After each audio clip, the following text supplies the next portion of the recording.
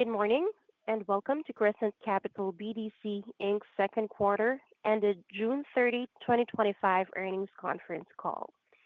Please note that Crescent Capital BDC Inc. may be referred to as CCAP, Crescent BDC, or the company throughout the call. I'll start with some important reminders. Comments made over the course of this conference call and webcast may contain forward-looking statements and are subject to risks and uncertainties.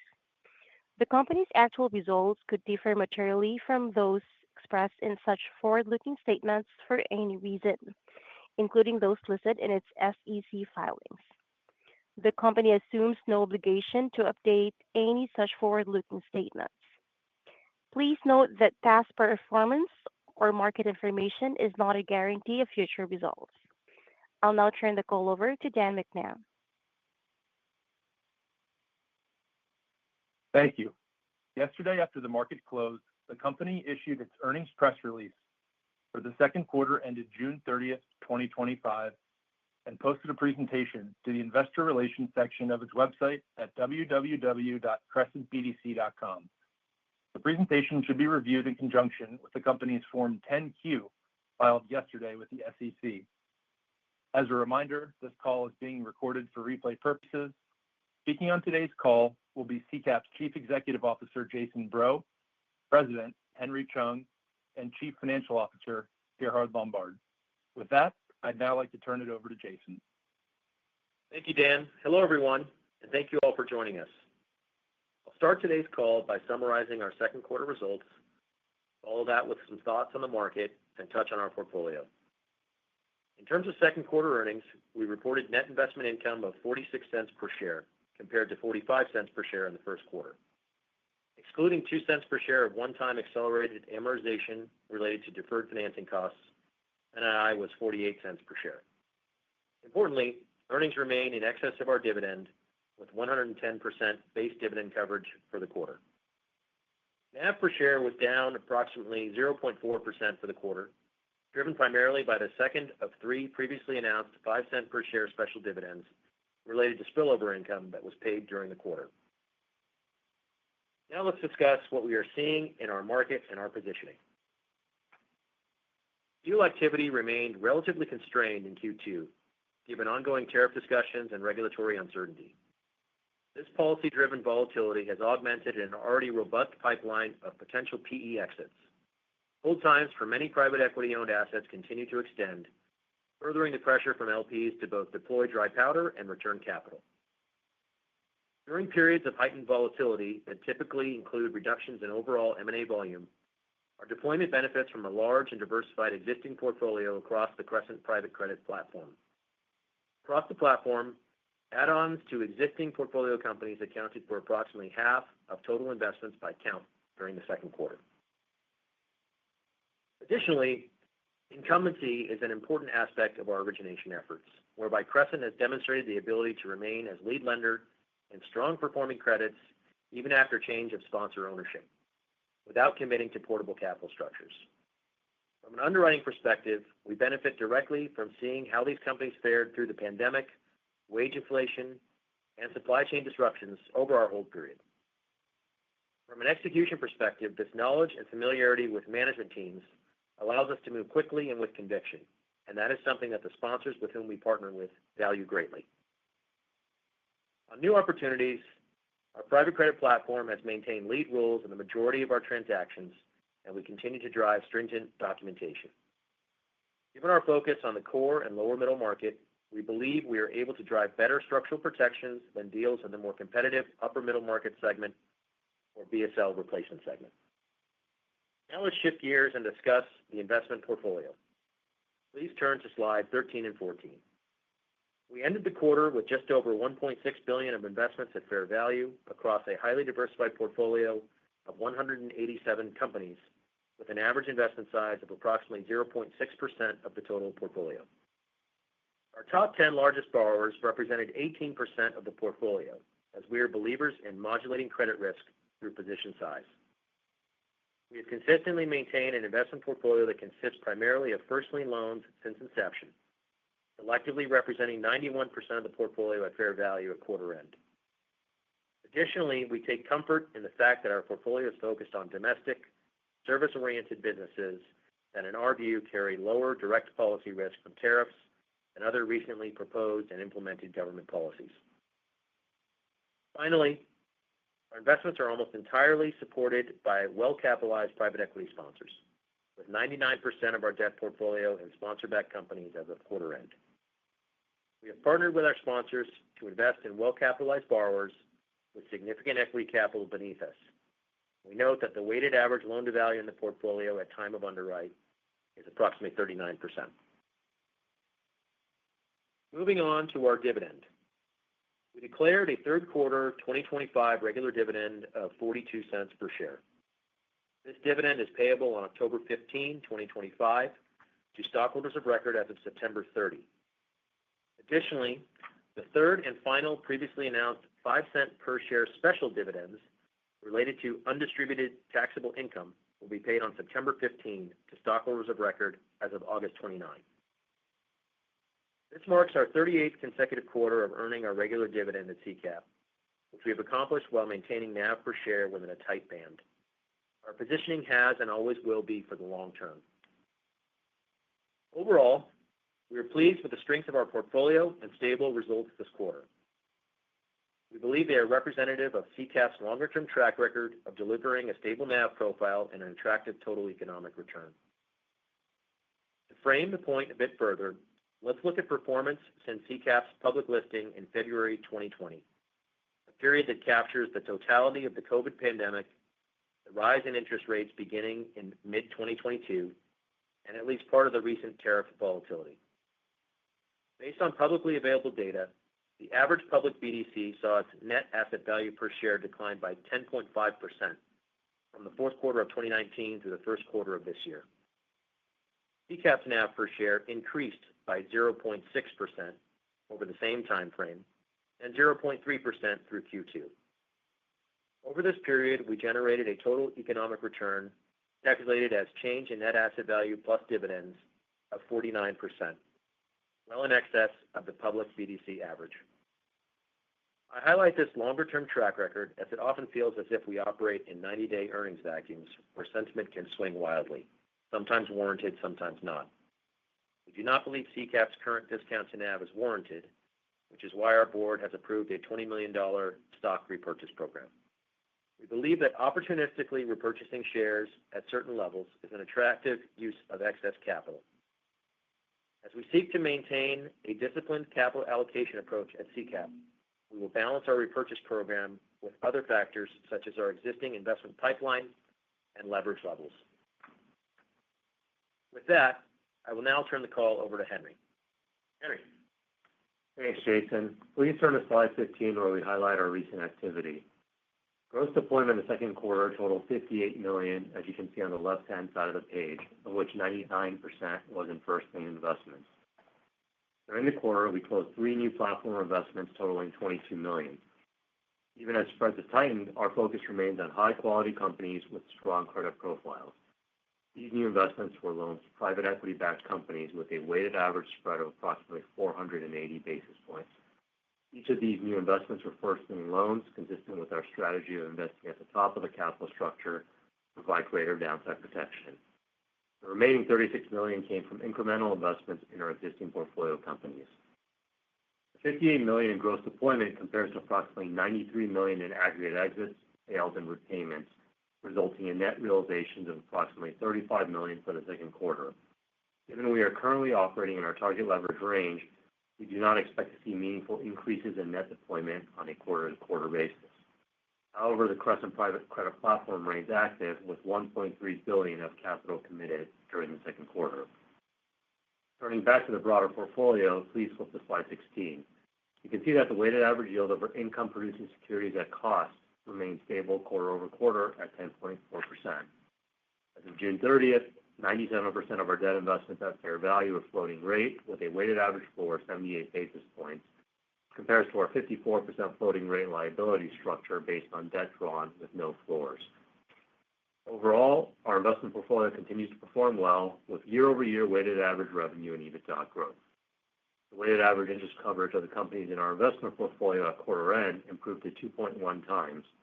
As a reminder, this calculation is based on the latest annualized base rate each quarter. Please flip to slide 17, which shows the trends in internal performance ratings. Overall, we have seen stability in the fundamental performance of our portfolio, resulting in consistency in our risk rating and a weighted average portfolio risk rating of 2.1. On the right-hand side of the slide, you'll see that 1 and 2 rated investments, representing names that are performing at or above our underwriting expectations, continue to represent the lion's share, or 86% of our portfolio at fair value. It is worth noting that as of quarter end, as a percentage of total investments at fair value, CCAP's watch list, which we define as 3, 4, and 5 rated investments, was 14%, whereas our non-accruals at fair value were 2.4%, a nearly 12% gap. This is in contrast to the analysis of our public peers, where this gap is approximately 6%. We believe this reflects our philosophy and our culture of being forward-looking in terms of maintaining our watch list. We do not, for example, wait until there is a default for moving something down the risk rating scale. We strive to be transparent about the health of our portfolio with the market, and one of the ways we do so is by taking a preemptive approach towards how we classify our watch list investments. With that, I will now turn it over to Gerhard. Thanks, Henry, and hello, everyone.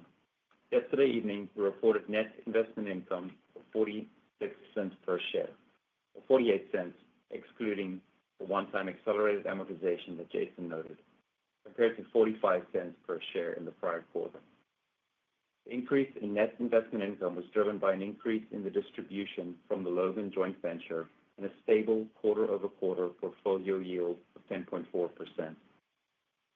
Net income per share of 41 cents for the second quarter compared to 11 cents in the prior quarter, driven by a reduction in changes in net realized and unrealized losses on a quarter-over-quarter basis. Turning to the balance sheet. As of June 30, 2025, our investment portfolio at fair value totaled $1.6 billion. Total net assets was $725 million as of June 30, 2025. NAV per share was $19.55, a decrease of 7 cents per share from $19.62 at the end of the first quarter. As Jason noted, this quarter's change in NAV was largely attributable to the 5-cent special dividend paid in June, as NII outpaced our regular dividend, offset by modest net unrealized and realized losses per share. Let's shift to our capitalization and liquidity. I'm on slide 19.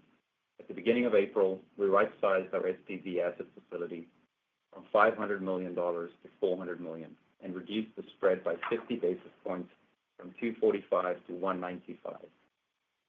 This facility resizing provides us with sufficient capital to address any potential draws on our unfunded commitments while minimizing interest expense related to excess unfunded capacity. Following the one-time impact of the acceleration of the deferred financing costs, we expect to see the full benefit of the repricing in our future quarterly operating results. Our capital structure reflects our target size and leverage with our current equity base today. We have ensured that our borrowing capacity is consistent with our investment mandate. This quarter's activity brought our debt-to-equity ratio down modestly from 1.25 times in the prior quarter to 1.23 times, which is within our stated target leverage range of 1.1 times to 1.3 times. As you can see on the right side of the slide, approximately 74% of total committed debt now matures in 2028 or later. The weighted average stated interest rate on our total borrowings was 6.09% as of quarter end, compared to 6.36% as of March 31st. As Jason noted, for the third quarter of 2025, our board has declared our regular dividend of 42 cents per share. Additionally, the third and final previously announced 5 cents per share special cash dividend is payable in September. Our existing variable supplemental dividend framework remains in effect as well. CCAP will not pay a Q3 supplemental dividend as the measurement test cap exceeded 50% of this quarter's excess available earnings. And with that, I'd like to turn it back to Jason for closing remarks. Thanks, Gerhard. So to sum up, CCAP posted stable results in a quarter that, from a macro perspective, was anything but stable. Historically, in periods of market volatility, Crescent's focus on disciplined credit underwriting, capital preservation, strong free cash flow generation, and robust debt service coverage has enabled us to stay on the right side of performance and returns across managers. Earlier, I highlighted CCAP's performance since listing in 2020. We believe Crescent and CCAP will continue to be on the right side of this performance dispersion spectrum over the long term, and we look forward to delivering on that in the quarters to come. As always, we thank you for joining our call today and look forward to connecting with many of you soon. And with that, operator, we can open the line for questions. At this time, I would like to remind everyone, in order to ask a question, please press star, then the number one on your telephone keypad. We will pause for just a moment to compile the Q&A roster. Your first question comes from the line of Robert Dodd with Raymond James. Your line is open. Hi, guys, and congratulations on essentially the NAV stability this quarter, but just want to focus on credit quality a little bit again. As Henry said, right, so the watch list is at 14%, but I believe it was like at 12 or 13 last quarter. So it does seem like it's ticked up just a tiny bit. And also on the internally rated 4s and 5s, which are the lowest categories, that ticked up this quarter as well. So in that, with the 4s and 5s, 3% of the portfolio at fair value, any assets in that category that are not already on non-accrual? And if there are, what's the risk there of incremental credit deterioration in the portfolio? Yeah, Robert, thanks for the question. This is Henry. I can take a first stab at the responses. With respect to the watch list, more generally, what I would say is that our view, and we alluded to this in prepared remarks, is that we want to be preemptive with how we designate investments on the watch list. So we've always relied on the fundamental operating performance and the near-term outlook to guide us to whether or not we're placing an investment on watch list. And it's not going to be purely driven by if there's a credit event pending. So from that perspective, we just want to make sure that we're both being forward-looking and also being transparent around what the nearest term outlook looks like for our portfolio companies. With respect to the 4s and 5s, what I would say there is that those are all investments that are certainly most challenged with respect to potential near-term outlook in terms of recovery. However, what I will also say there is that what we do want to make sure that we factor in, and this is both in terms of the risk rating as well in terms of the mark, is first where we think the recovery is going to look like on a near-term basis, just given the existing outlook of the company today.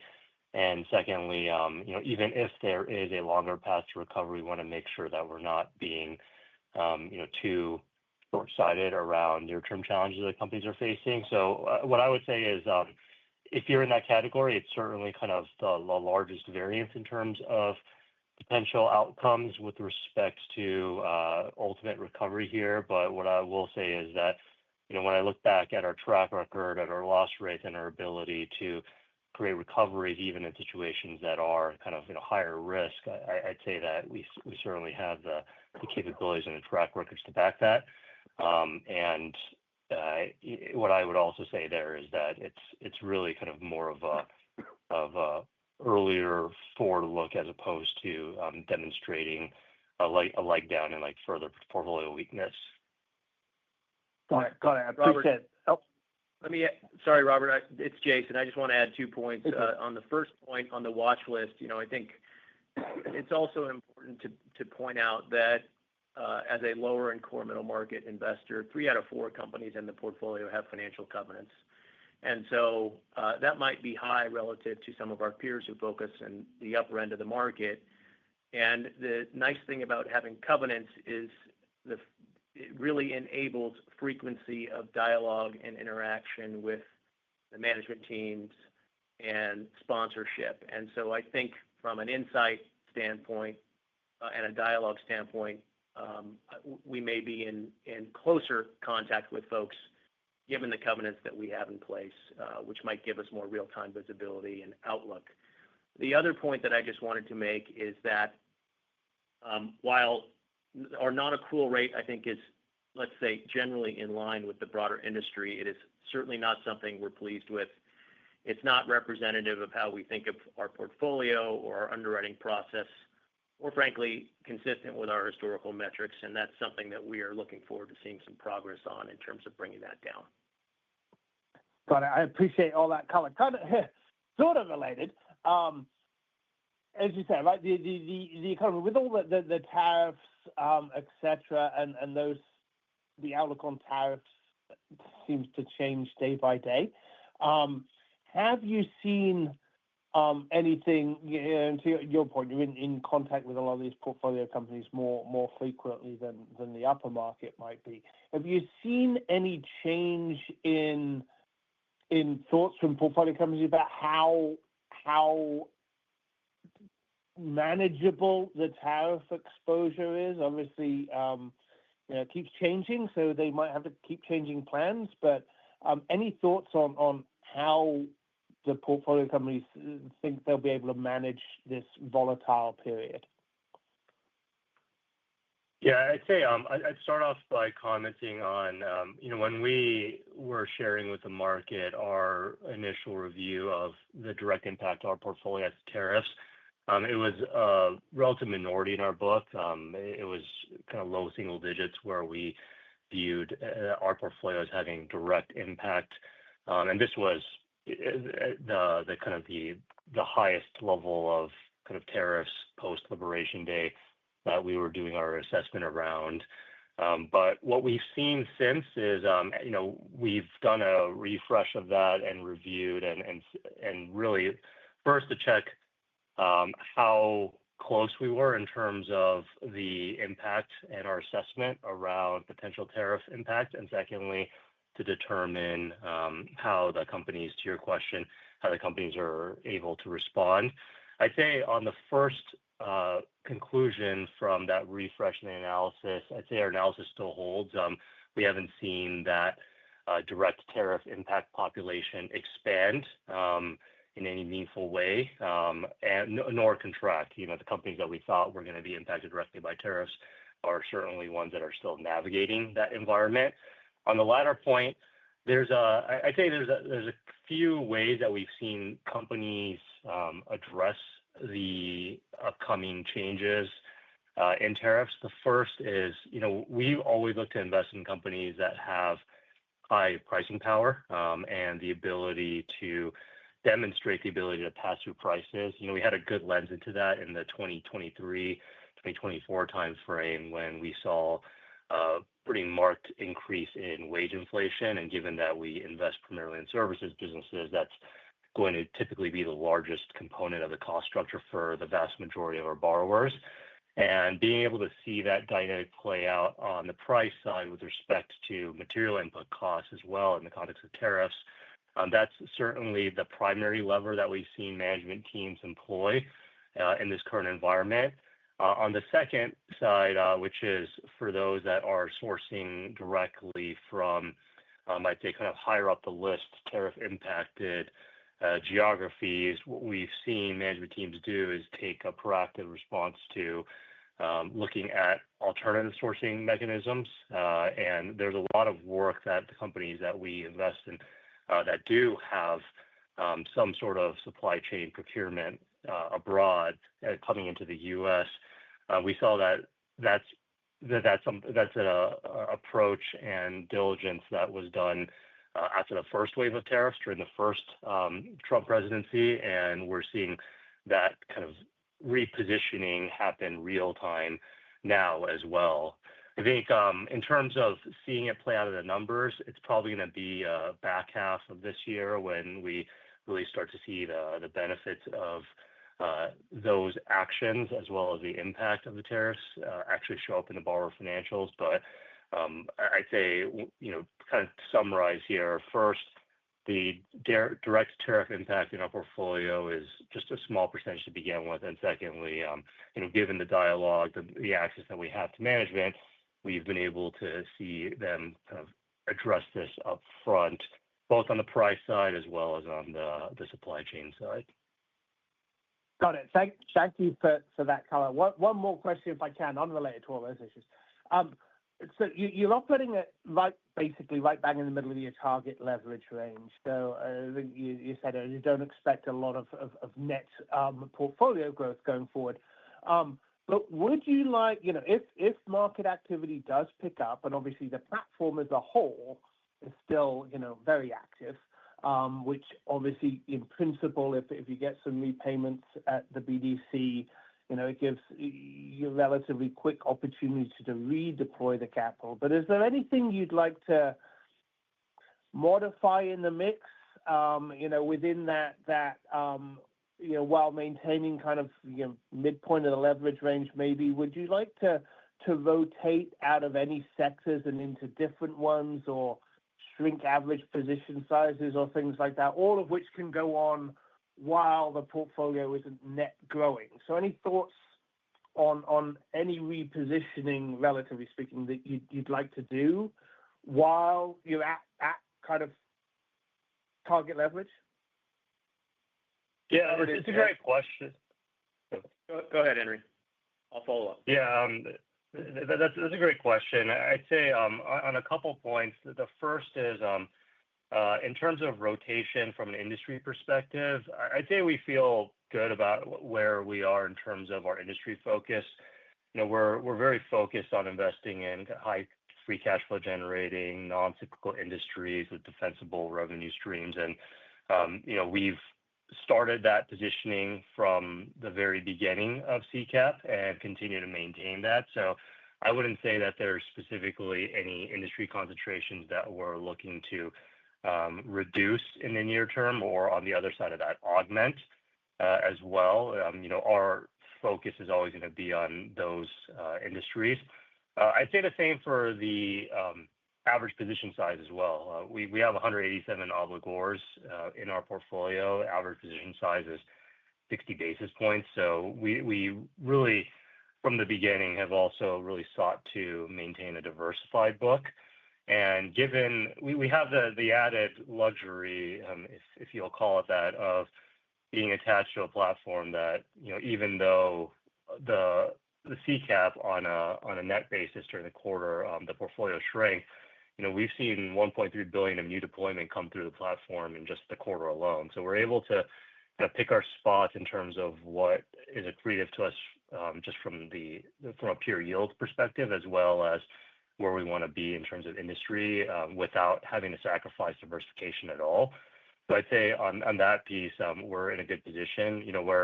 Where we are focused on rotating is and we've mentioned this in prior commentary, is the acquired assets. We are a little over halfway through the rotation of the acquired First Eagle assets, and we're almost entirely through the rotation of the Alcentra assets. But that's really, I'd say, where the heaviest focus is in terms of our rotation efforts, because we have the ability to reallocate and redeploy those investments into Crescent directly originated opportunities. It's just a matter of rotating the acquired assets at levels that we find attractive. Got it. Thank you. Before going to the next question, again, if you would like to ask a question, please press star one on your telephone keypad. Your next question comes from the line of Mickey Schleien with Clear Street. Your line is open.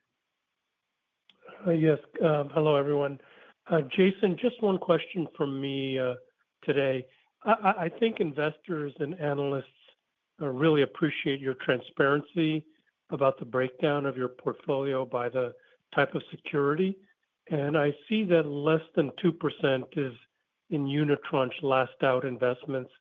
As you know, that structure can help boost portfolio yield without giving up much control over an investment. So how are you evaluating the opportunity to increase that to help offset potential declines in SOFR?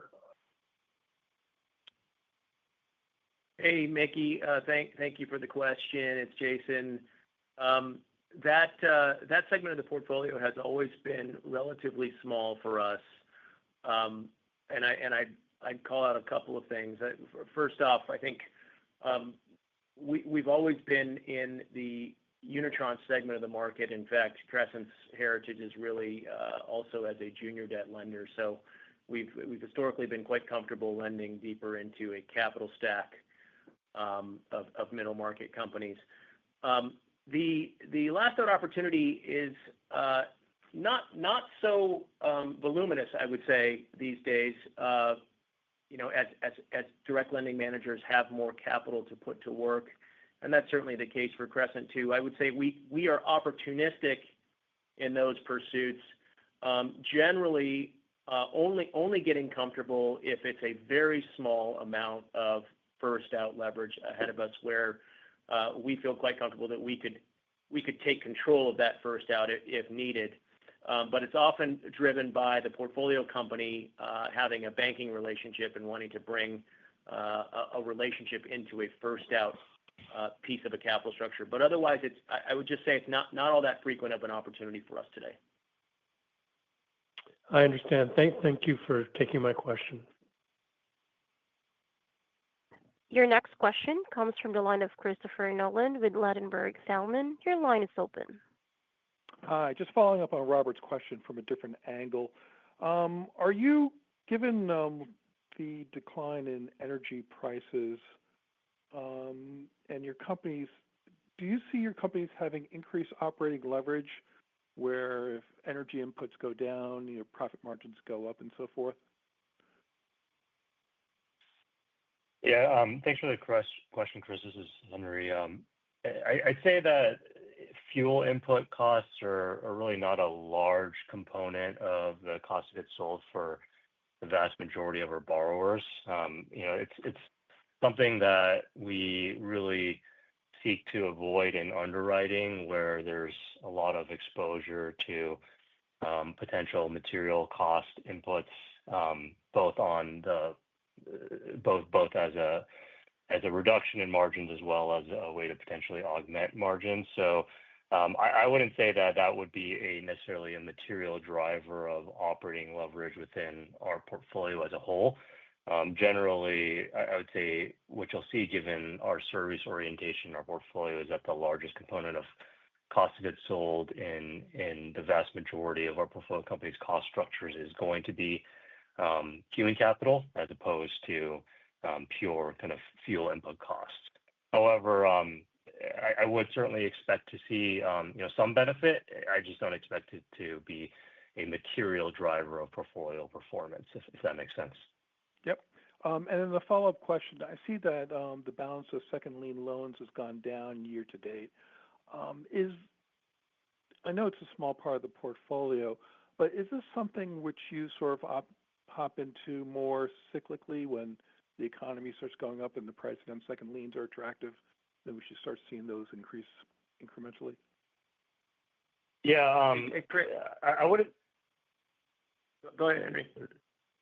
Yeah, I wouldn't say that the second lien portfolio mix is one that's ever going to be a large component of our portfolio.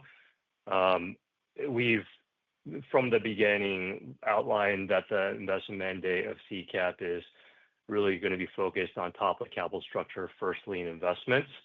I would say that currently in this market, the relative spread premium that we're seeing in second liens relative to the first lien is heightened quite a bit. So it's difficult from just a pure rel-val perspective to have conviction around coming in behind 5, 6, sometimes 7 turns of first lien leverage without getting the appropriate risk premium.